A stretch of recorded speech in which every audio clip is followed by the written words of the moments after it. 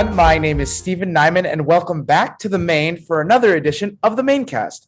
This week, we are interviewing the cast and crew of the play called Connie. Connie is this younger man simply after Connie's money, or does he really love her? This play is presented by the Dumas-Stenson Thespians, written by Mildred Dumas, a veteran playwright, directed by Naomi Stenson. Thank you so much for joining us. Make sure you join us this Friday at 7 p.m. on July 9th for the premiere of Connie on the city's YouTube page and the Main's Facebook page. And of course, you can watch the MAINcast every Tuesday at 7 p.m.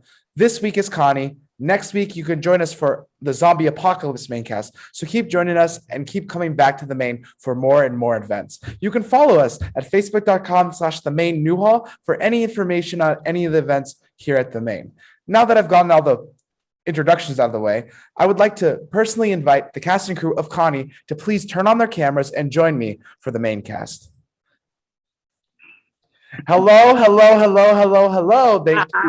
Hi. Thank you all. Steven. Hello. Thank you so much all for being here. I love this.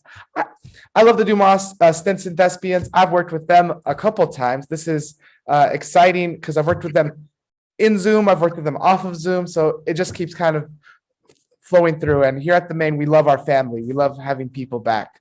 So I'm going to start with a very easy introduction. Could you all please introduce yourselves, what role you are for the play, and tell us something exciting about the play. Give us a little sneak peek into the world of the play without giving anything away, as Mildred had asked. So we'll go in order. We'll go Tony, Naomi, Crystal, then Mildred will finish us off. So if y'all could introduce yourself, what role you are, and something exciting about the play, something that you're excited for. Okay, I'm Tony Griffith, and I'm always excited to be a part of the Mildred's productions because she is a super excellent writer, first of all. And Naomi and Crystal are great directors and assistant directors. So it's a thrill just to do this. Zoom is a little challenging for me, but working with them has made it a little easier.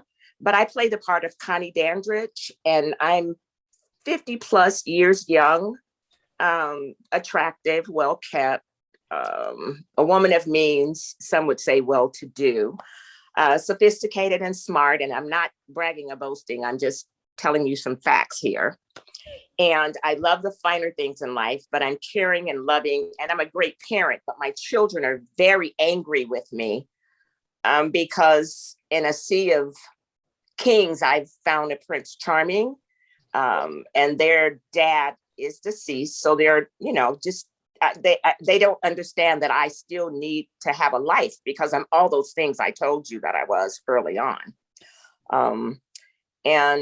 The thing that I really like about this character is, even though the people in her family, I have to say this, the men are chauvinists.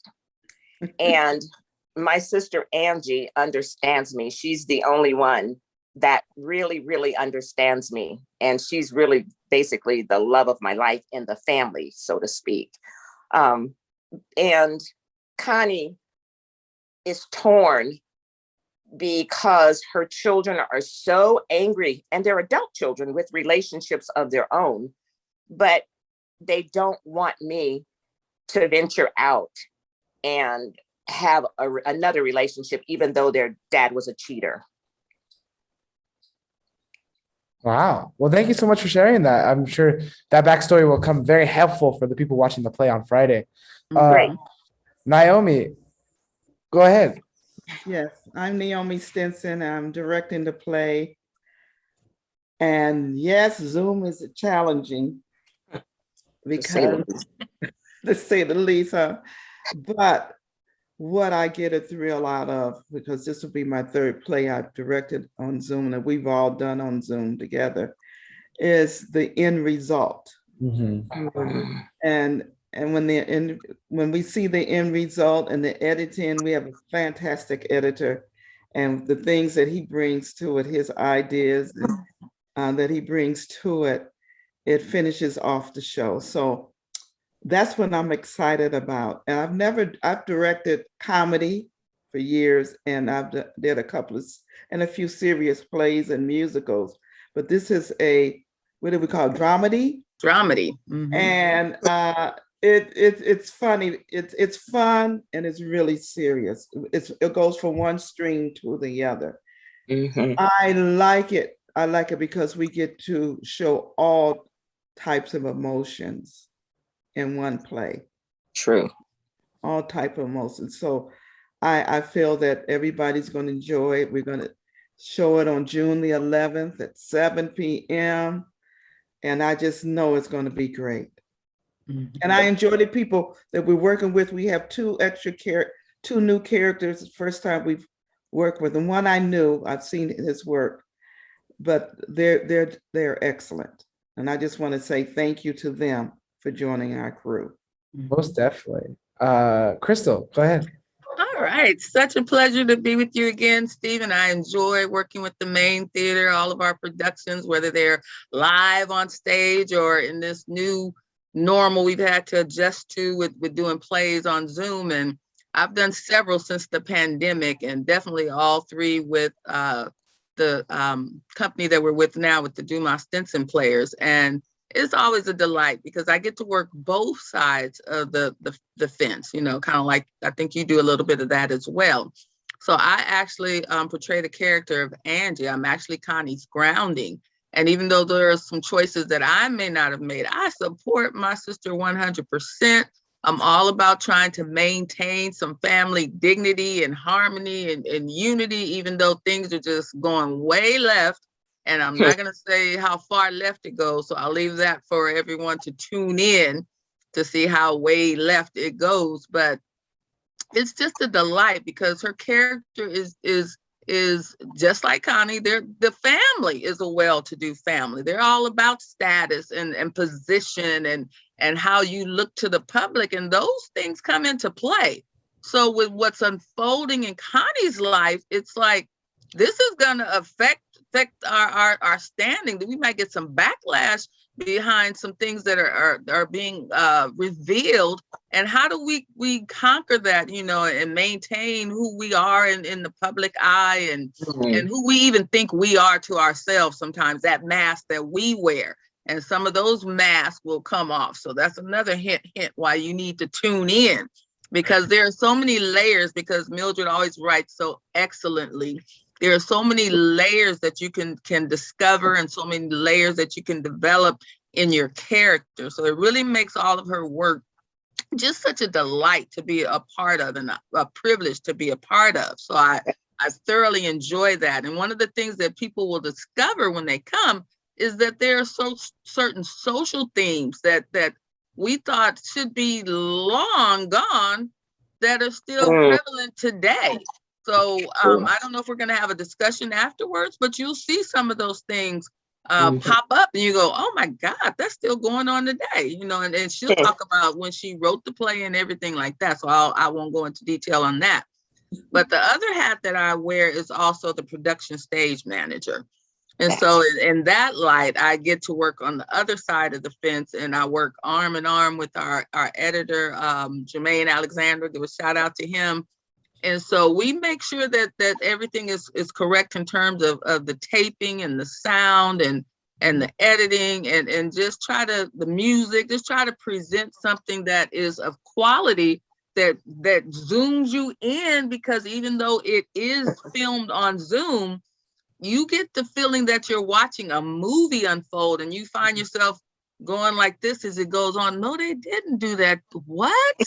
And you're drawn into the Zoom and you're thinking you're watching a movie, but it's still on Zoom. So it's been a very growing, developing, learning, challenging, fun experience that's still going to be part of our lives, even when the pandemic that appears to be lifting has lifted and we're back in the live theater. This is still a new component that's going to be used to a great degree. So I'm happy to be a part of both sides. Yeah, most definitely. Yeah. It's interesting to how we keep pushing the envelope further. And I think as we open theater, like the audiences that we've had that followed us in virtual, we're hoping that they come back to the live as well. Because now I'm sure they're as tired or as tired Fatigued. of Zoom play, fatigued of Zoom plays as much as we are. But I think there's this incredible opportunity then to challenge the audience's misconception of online plays, to do something new, to do something challenging, do something they don't expect, so that you give them something to bite while they're waiting to come back to live theater as well. Yes. Last but not least, definitely last but not least, Mildred, please introduce yourself and all the information. All right. I am Mildred Dumas, the playwright. And I just love these ladies, and I thank them for all the love and the good things they've said about me. But sometimes they call me old-fashioned, Stephen. And I guess I am old-fashioned because I'm an old person, okay? And sometimes they have to ask me, well, what does this mean? So I have to do some explaining in some of the plays, but some of the older people, they will understand. And I'm trying to get, a lot of my friends to come, and they will know what's going on, and then they can explain it to the younger members of their families who might be looking, okay? So I did write this play 38 years ago, but it's still relevant today, as some of the characters have said. I wrote a play called Uncle Rufus 40-some years ago. I had 11 characters in that play. They just kept coming, Stephen. So I do write plays with a lot of characters, and people tell me you have to cut it down. I'm trying, but sometimes look at the director. But sometimes characters will just pop in my head and say, I want to be in this play. And I'll say, no, I got enough put me in the play. So I have to do what they say, okay? And people don't believe that, but they do kind of talk to you, the characters. So in Uncle Rufus, he went kind of viral, and it played in theaters all over the country, and it did pretty well. So I said, well, since Rufus was so popular, I'm going to write a play for every character in the play. Well, I tried. I got about 5 of them, and Connie was one of them. So this is a spinoff from Uncle Rufus 40-some years ago. And I enjoyed writing this because it's kind of play female against male, and I kind of like that kind of stuff. But my girls are holding their own in this play. And as for Connie, she made a few mistakes in her past and embraced some old traditions that she shouldn't have done. And that's what we're dealing with in this play. And we do hope that people will enjoy it and that they'll want more and more from us. We're sorry you're leaving. Yes. But we want to get back to the main on the real stage. We hope that can be soon. And we do have one coming up next year. I don't know whether you wanted us to announce that. Coming up on the stage at the Main next year. And this is one that I wrote back in the early 90s, and we received 7 NAACP Theater Awards for that one. It's called When the Past Comes Back. Yay! Okay. Yeah, so we can't wait to get on the real stage for that one. But thank you so much for having us today, and we hope this will draw people in to see what we're all about, what this 38-year-old play is talking about. Thanks, Steve. I think it's interesting that you wrote this play 38 years ago and talking about history. We would just, I think, what was it, like maybe 9 weeks ago, maybe 10. More like 11. We just watched Uncle Rufus's Christmas at Uncle Rufus's house. And we were just another spinoff. Yeah, that was another spinoff. We were just in the world of Uncle Rufus. And obviously, you said that there are characters in the original Uncle Rufus that you just keep writing plays for, and kind of you've made your own cycle of characterization. Talking about the history of this play, what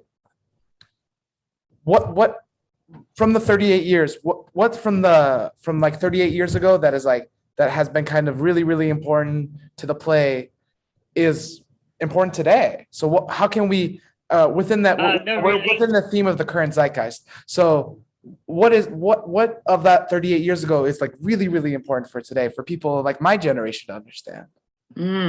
Well, people are still doing some of the things that they did 38 years ago.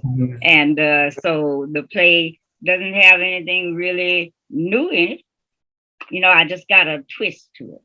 Yeah. Okay. Could you speak on some of those things? Can we get a little sneak peek? Relationships, man-woman relationships.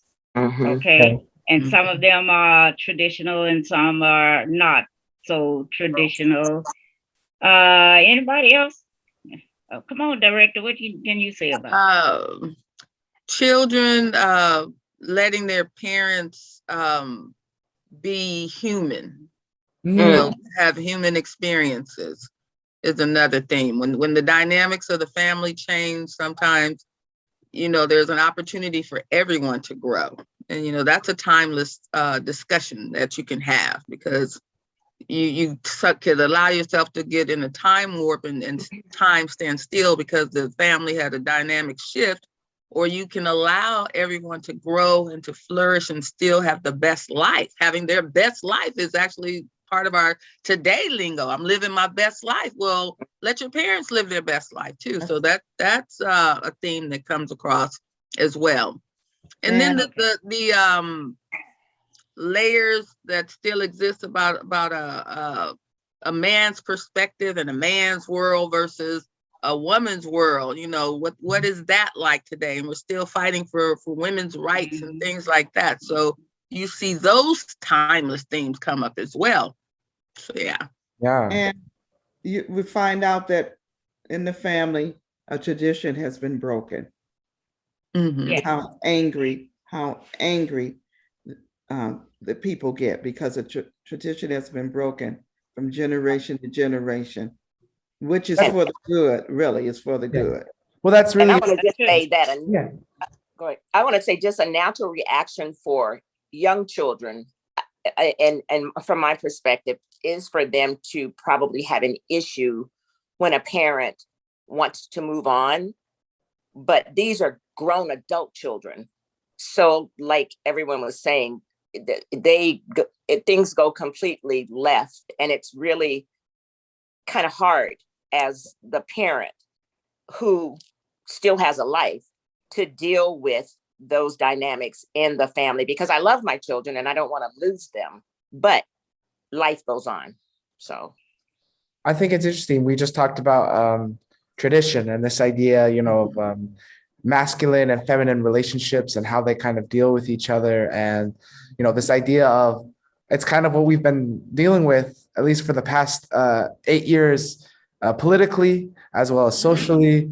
And it's a very, like, the tradition of, this is this person's job because this is the tradition that has been set, not what we want. No, but this is just the tradition that is set,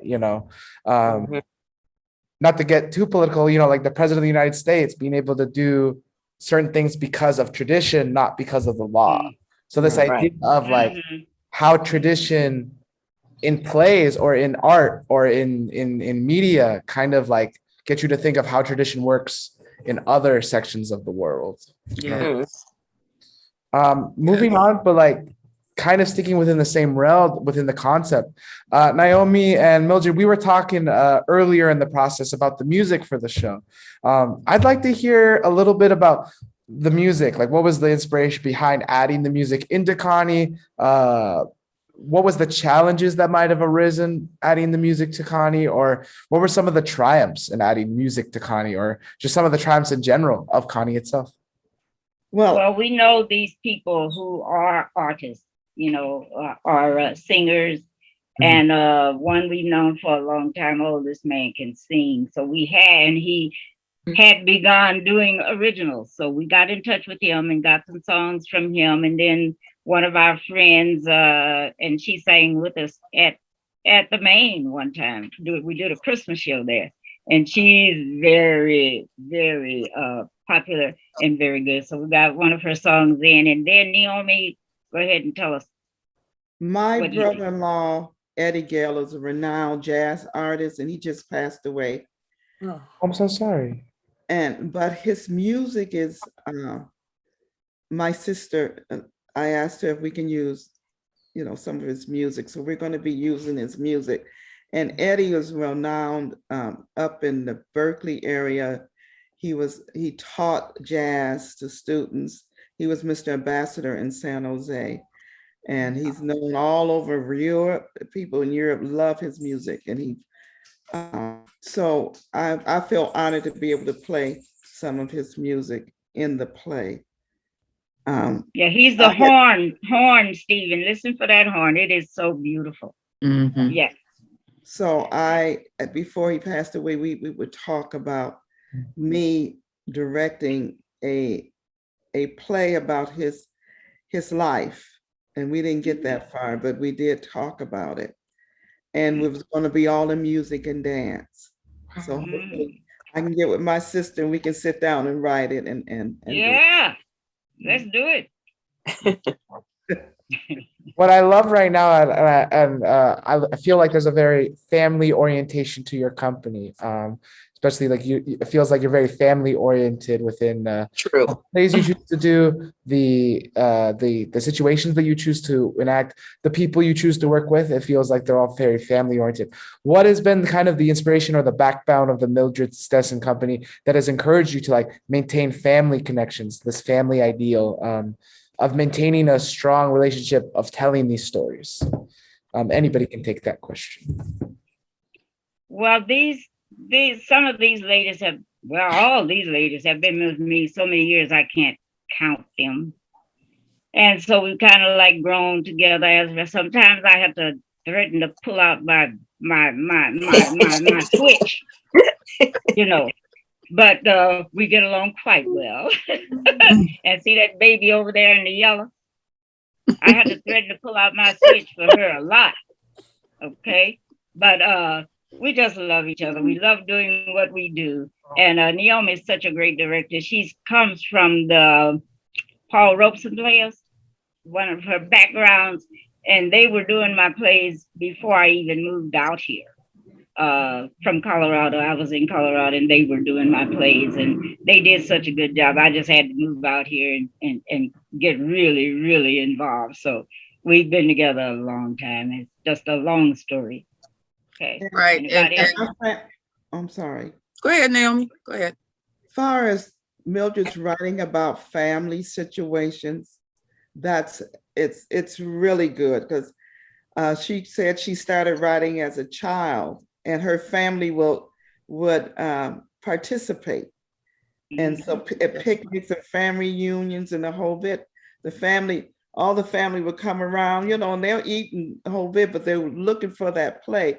So her writing does dwell a lot on family and situations. She wrote a play, Looking for a Man, and it was 5 or 6 women that all women, and it was about stories about their life and that they had relationships with men, and it was excellent. It was excellent. I got a chance to be in it and be the assistant director and stage manager of that.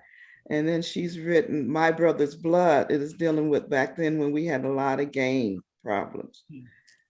She's written that, and then, so all of her plays is dealing with relationships, really strong relationship, family and or friend relationships. Yes. Yes, definitely. And I was just going to comment that in any situation in life, when you find a formula that works or when you find a team that works, you just don't reinvent the wheel.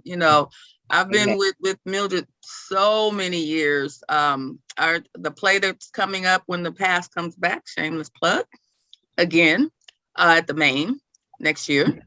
That character that I portrayed, I was younger than she was in the script, and I had to gray up to perform that character. Now I'm past the age that character is, and still portraying that character, so it's just the value of friendships, the value of your talent that you bring, the value of producing quality work, the value of you find a good formula, you don't reinvent the wheel, you add to it to enhance it.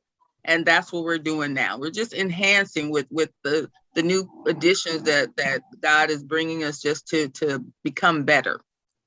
Yeah. Well, Tyler Perry, he did that with all his plays. He used a lot of the same characters and he brought them into the TV shows and his movies. Mm-hmm. Because you gain a relationship and you gain trust, and familyhood together. So, and it's easier to work. And he's actually adding more people, as he go. And that's what we're doing. We're adding more people as we go.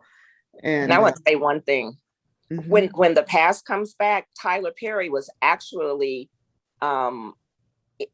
doing a stage play at the same time that Mildred won that NAACP Theater Award called Think Like a Man, not Think Like a Man. I can't remember what it's called, but he was in a play also at that same time, because I went back and looked at the program. And this is before he became really famous. Really? He was on the same billing basically with us.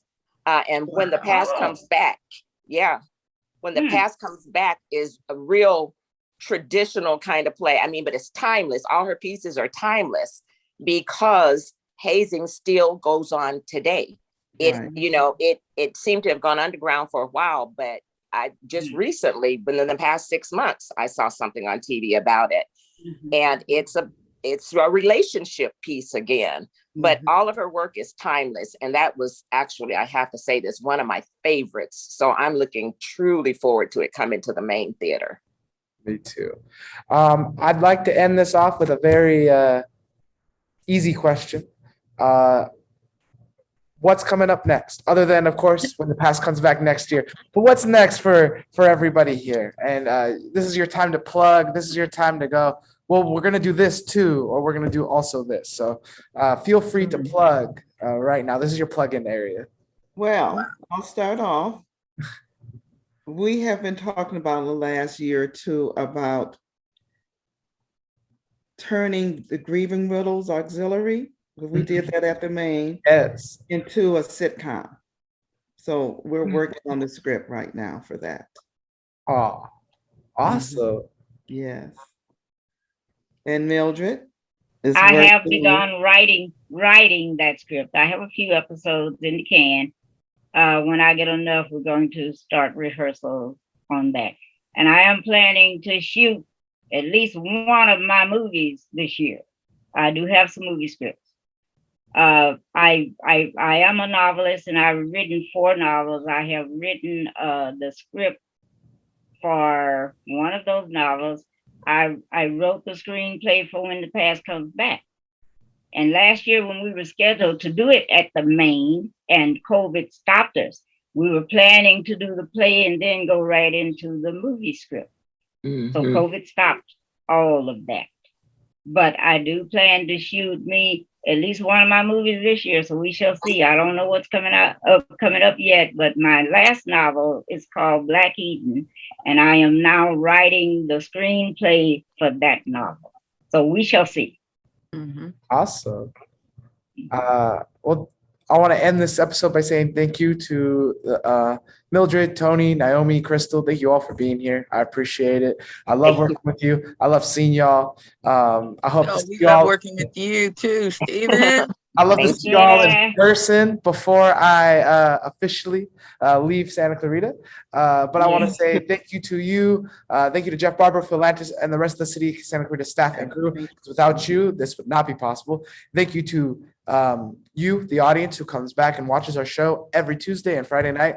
And please follow us on our Facebook page again, facebook.com/The Main New Hall, to follow us for our other events such as 10 by 10, food sessions, and New Heights panels. Thank you so much. We hope to see you soon.